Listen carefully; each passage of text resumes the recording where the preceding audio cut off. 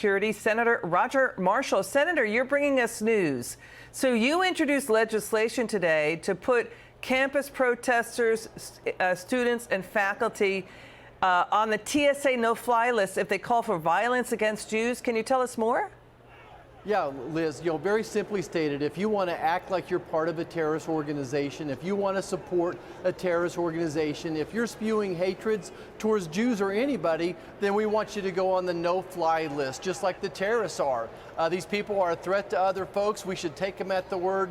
Listen, I was just on a campus in Kansas talking to Jewish students, so concerned about their own safety and well-being. These protesters are following them into the student union. They're following them into the schools, into the business school, where they're having classes as well. So this is a very real threat to Americans. You know, we've got this too coming in. That's interesting what your legislation you introduced, because, you know, President Biden today did denounce anti-Semitism.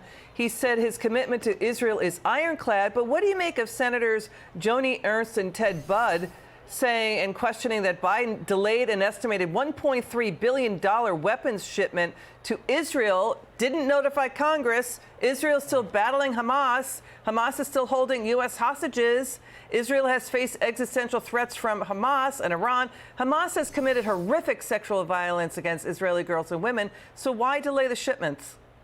Right. So again, Americans need to watch what he does, not what he says. He says one thing, he does another. This is why we wrote a letter yesterday to the White House asking them more specifics. Exactly what did you do with these weapons? So I think it was a little bait and switch trick by the White House. They got Congress to vote for their Ukraine funding, their Israeli funding, and then they're probably diverting these weapons that were meant for Israel and sending them to Ukraine, which has always been this White House's priority. Look, you cannot support both Iran and Israel. You have to choose one or the other. This president clearly chosen Israel, whether it's releasing them from economic sanctions, letting them sell oil to Russia, all sorts of things this president has done to help Iran. He has never stood beside Israel, and I think that's evident to all Americans. You know, spokesman John Kirby just yesterday claimed the delay was not happening.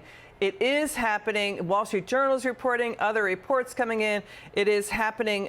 You know, President Biden, he is facing a key test.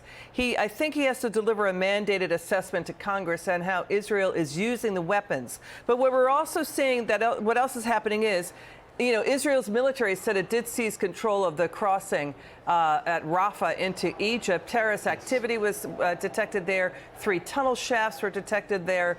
So Israel stopped basically the fighting. That's what they've been doing to bring in food, water, doctors. Egypt, Jordan, Saudi Arabia, other Arab nations won't take in Gaza refugees. Watch the son of a Hamas commander saying Hamas's last-minute ceasefire proposal is a trap, and he's talking about the dangers of not removing Hamas from power. Watch this.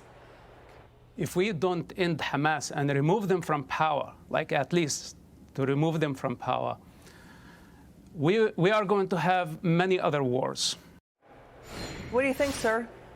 You know, absolutely, that's true, that their children and their children's children are going to be continuing this war. I mean, this has been going on now for decades, for centuries as well.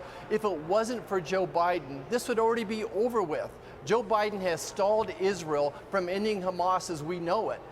America needs to be standing beside Israel, strongly standing beside them, and ending Hamas for all practical purposes. So Joe Biden's passive activities just aren't going to work. Got it. Senator Marshall, thank you so much. We'll be following your legislation there. Still ahead.